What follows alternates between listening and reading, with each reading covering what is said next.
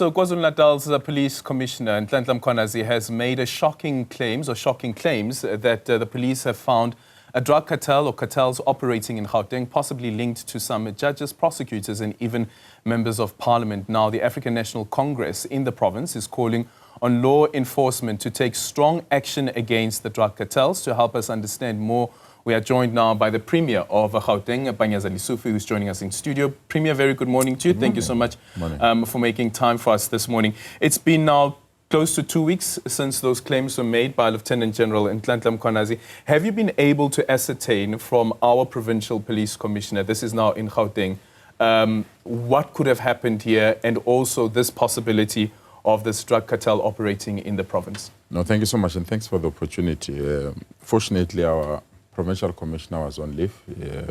I think he's starting today. We've agreed that we'll meet so that we can conclude and prepare for the commission that the president has announced. As a province, we've got 3 metros that have been specifically identified by the president as metros that need to provide and assist the commission. That is Tshwane, Ekurhuleni and Johannesburg, including the SAPS in our province. Fortunately, we work as a collective. Every Tuesday we meet to prepare for crime fighting in our province. I must confirm that indeed we've been cracking the backbone of some of this organized crime syndicates. We've even identified leaders that we are quite convinced that they are responsible for the crime levels in our province. And within that context, we really believe that will provide valuable information when our institutions are required to appear before the commission. Mm-hmm. When you say leaders, who are you speaking about here? In terms of the leadership of the municipalities, the leadership of the SAPS, to some extent the leadership of the private security companies that have been working with us closely to deal with some of the issues that I've just identified. That they are involved? No, the involvement. No. Oh, okay. Just in leadership in terms of fighting organized crime. Oh, no. You said that you've identified the leaders.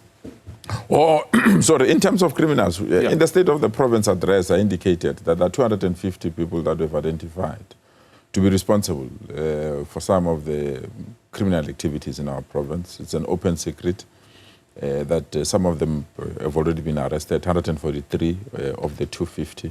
And unfortunately, some of them have exchanged fire with the police and were fatally wounded. But where we stand, we've tracked and identified people that we think that are responsible for crime in our province. Yeah.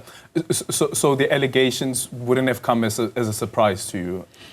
You'll recall that even in that press conference that you alluded to, General Mkhwanazi was very clear that they came to provide additional assistance, and they were impressed with the work that we're doing as a province. And when they arrived here, they found us in action, and they gave additional support to us. But in terms of who within either the law enforcement agencies, the judiciary, and the Metro Police is conniving or working against what we are trying to do, we want to leave that to the commission because we didn't have that information. Now that it's public, obviously we can't ignore it. And that's the reason even yesterday the political party urged us that those that are in government must work hard to deal with this. And the provincial commissioner is back from leave and will then prepare so that we can be of great assistance or provide information that will assist the commission. Were you ever aware that these cartels, the tentacles, stretch in as far into the political sphere as well? No. We're taken aback when we hear that. But you'll recall in the province, the only politician that deals with crime is me. So it will be extremely difficult to have other political people or individuals involved at the level of influence in the law enforcement agencies. But I suspect it's crafted or the message is sent on the basis of national politics rather than the provincial politics. But because the commission has been established, we have no choice but to prepare for it because South Africans are looking for answers. South Africans want to know indeed if these allegations are true or not. And as a province, we have committed to not only cooperate but prepare for the commission as well. Yeah. So Ntlantla Mkhwanazi during that press briefing also says that one of the reasons that he deployed the 10 people who were part of the political killings task team was because the request had come from the province of Gauteng because there were certain challenges that they were facing. Are you at liberty to speak about some of those challenges as the political head when it comes to crime fighting in the province? Unfortunately, I'm not involved in operational matters.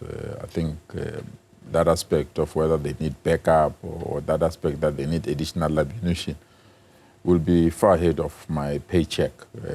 I think it's a field that is led by experts, is led by people that are police, and it will be extremely difficult for me to know the caliber of support that they needed for either from the KZN task team or from the private security firms that are working with us. What we know is that we have a plan to use technology to track. We have a plan to strengthen partnership. That is why we've pulled all law enforcement agencies in our province, from municipalities, private security, and ourselves. We also have a plan based on the 10-point crime fighting strategy that we've adopted. And because of that, we've reduced crime. In the last quarter, we're the only province that reduced crime by almost 7.9%, something that was unheard of in the last 3 years. So we just have to strengthen it and continue to fight, because we have to accept Gauteng is the epicenter of crime. So if you can't get it right here, there's no way that the country can get the fight against crime correct. And that is why we are also thrilled that the acting Minister of Police come from our province, is a member of our provincial task team. So we can be in a position to coordinate efforts and ensure that we push the fight against crime in our province. Yeah, but would you say that perhaps maybe it's a lack of oversight, political oversight? I know that you say that you don't want to get involved in the operational issues of the South African Police Service. However, if one province asks another province to come and assist, and then says, as Ntantla Mkhwanazi had said, that there are challenges that the serious organized crime unit in Gauteng has been facing, surely the provincial head should be briefed on that. Well, fortunately, which is something that another province like Western Cape has been calling for, the devolution of power from national to provinces. So at this present moment, policing is a national competency and is one unit. So whether there's a province or there is a region is immaterial. There's one unit called the South African Police Force. So if they feel they need additional backup, either from Free State or Limpopo, it's part of their normal responsibilities. They don't have to go through political oversight. And our oversight, I think, is limited on strategy, on resourcing, and also limited on ensuring that they execute their responsibilities within the framework of the law. That's our responsibility, that's our oversight. But on operational matters, whether they will need a certain gadget or a certain device, it remains within the ambit of the SAPS, and you can't then divide it and say it's provincial or it's regional. Yeah, and you've never heard of political figures thwarting investigations by the police? No, I was taken aback. That briefing has never come to you? No, I was taken aback when I saw that briefing. And fortunately, I was outside the country, and our provincial commissioner was on leave. It was very, very difficult to pin it down, but that is why we are thrilled that the president has taken the route that he has taken. Let's verify the allegations. Let's not run ahead of ourselves. And the best way to do so is to ensure that everyone that has been identified as people that must assist the commission, from municipalities to the SAPS, let's prepare, and prepare thoroughly, because South Africans are looking for answers. South Africans want to know, because this allegation, no one has disputed that they're damning, and they have the capability to undermine not only the security of our country, but to also undermine the work that we are involved in fighting crime. Yeah, so the province will not be instituting any investigation of its own. It is leaving it all up to the Judicial Commission of Inquiry. I think the two-pronged processes that are on the table currently, I think, are sufficient. The one that has been constituted by the Speaker in Parliament, and the one that has been constituted by the President, and will utilize those platforms. And if invited, will provide the information that we need to provide. But you have to prepare. My argument and my standpoint to law enforcement agencies that are working with us, prepare. South Africans want answers, and we must not underestimate or undervalue the quest for information, the quest for clarity, and the quest for evidence. And if we can assist that as a province, we have to do that as speedily as possible. All right. Vusimuzi Cat Matlala, one of the people that are implicated and that Nhlanhla Mkhwanazi had spoken about, who is funding the political career of Senzo Mchunu, the police minister. That's the allegation that he has made. But Vusimuzi Matlala is not the first time that his name has popped up. When you asked the SIU to investigate the Tbisa hospital saga, his name and his companies popped up there as well, and there was a recommendation that there should be prosecution that be followed. It was sent to the NPA. Do you know what happened since then? Well, that's the first report that I got when I was appointed to be the Premier.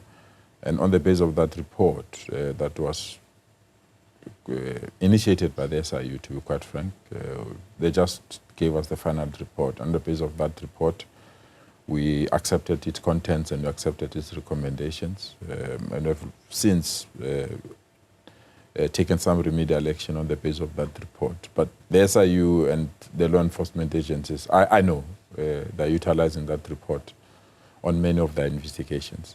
My suspicion is that the conclusion of one investigation led to a new investigation on the basis of the information that they had at their disposal. So at the right moment, I think they will make this information publicly. Then I will be one of those that will not advise that they rush. I think on the basis of what they have, let's give them space to conclude and attend to other things, because some of these syndicates are well organized, coordinated, and linked to many other organized syndicates. So it's not easy to overnight feel that you can resolve it. So I'm convinced that the SIU and all other law enforcement agencies will deal with this matter. And currently, as you sit here as the Premier, do you know whether any of Vusimuzi Matlala's companies are still contracted with any provincial department? Yeah, as I said, that responsibility was taken by the SIU. They were blacklisted, and the SIU started to release those that are not involved, and they retained to those that they've blacklisted. And that information they share with us on a quarterly basis. Okay, so what does it mean? Yeah, the institutions that have been blacklisted, that they can't do business with us. There are companies that their assets were frozen and the relevant resources were returned to the coffers of the province. Those that were within the administration, their pension was also frozen. And there's a process of ensuring those pension funds are brought to our province. So it's work in progress. Yeah.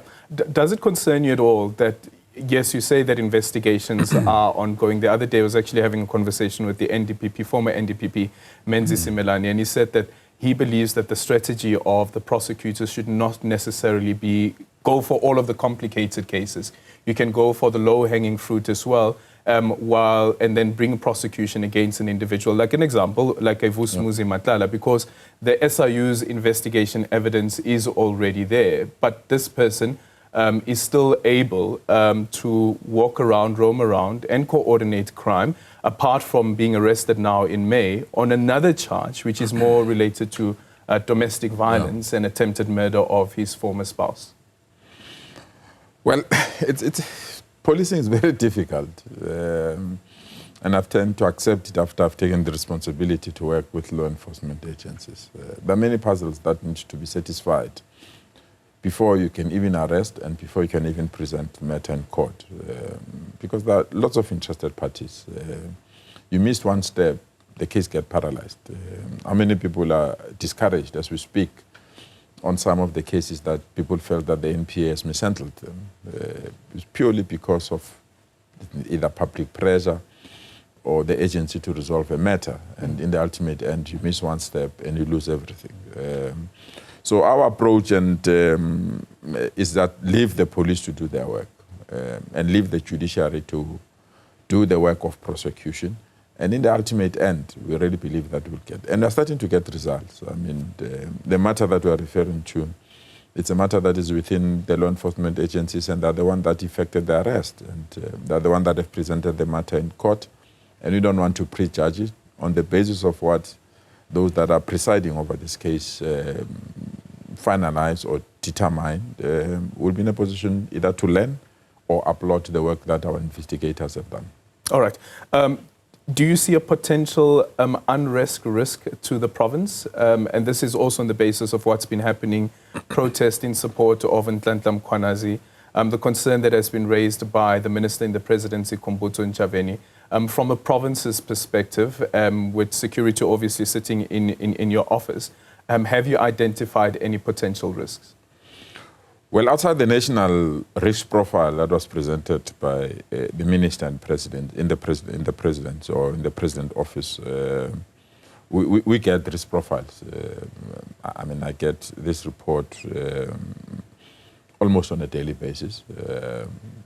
The various risks, I mean, the one that I got this morning, the 37 that were presented to me, from taxi violence, service delivery protest, hospital and clinic disruptions, and crime-related activities. So this is a day-to-day work that we do.